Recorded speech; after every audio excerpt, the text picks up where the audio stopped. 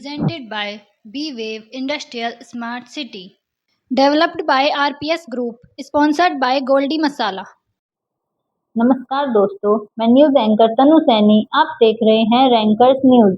आज की बड़ी खबर, ढंडेडी, खटकी, जोरासी, मुस्तफाबाद की तरक्की का बाधक चंद अवसरवादी।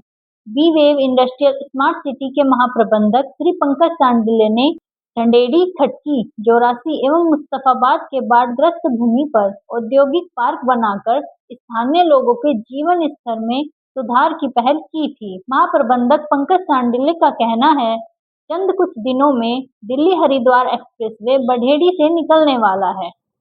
दिल्ली, हरियाणा, पंजाब से आने जाने वाली गाड़ियों की आवाजाही बढ़ेड़ी से निकलने के बाद रुड़की बाईपास रोड से 80% आवाजाही कम होना तय है।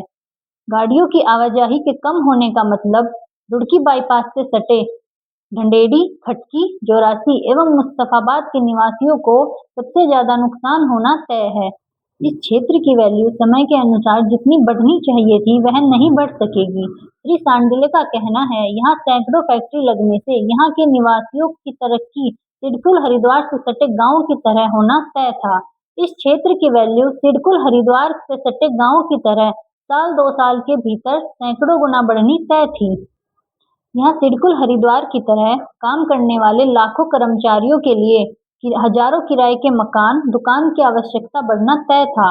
इसके निर्माण से हजारों ठेकेदार, सप्लायर और डीलरों को रोजगार एवं नौकरी मिलना तय था। यह तभी संभव है जब 95% भूस्वामी की तरह चंद बचे भूस्वामी भूमि खुले दिल से देकर इस तरक्की में अग्रणी भूमिका निभाएंगे। श्री सांडिल्य का स्पष्ट कहना है, इस क्षेत्र के सभी भूस्वामियों के लिए एक कीमत तय है जो सरकारी अधिग्रहण नीति से मिलने वाले मुआवजे से अधिक है।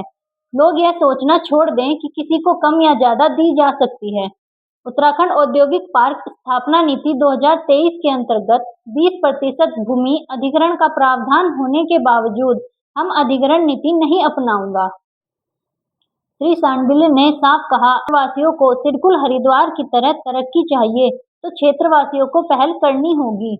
जबरदस्ती तरक्की देना उचित नहीं। बिना त्याग के मिली तरक्की की कोई वैल्यू नहीं होती। क्षेत्रवासियों को अपने हित का ख्याल स्वयं रखना होगा।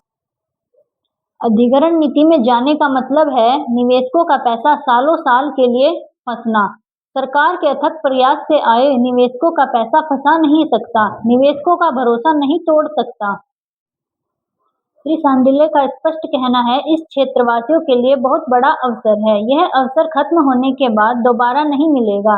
कोई भी निवेशक दोबारा हिम्मत नहीं करेगा इस बाढ़ग्रस्त भूमि में निवेश करने की।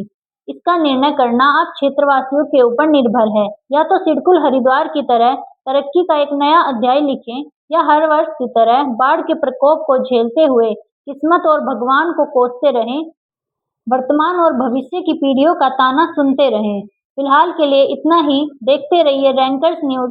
कैमरामैन रिया के साथ मैं न्यूज एंकर तनु सैनी, रैंकर्स न्यूज, हरिद्वार। नमस्कार।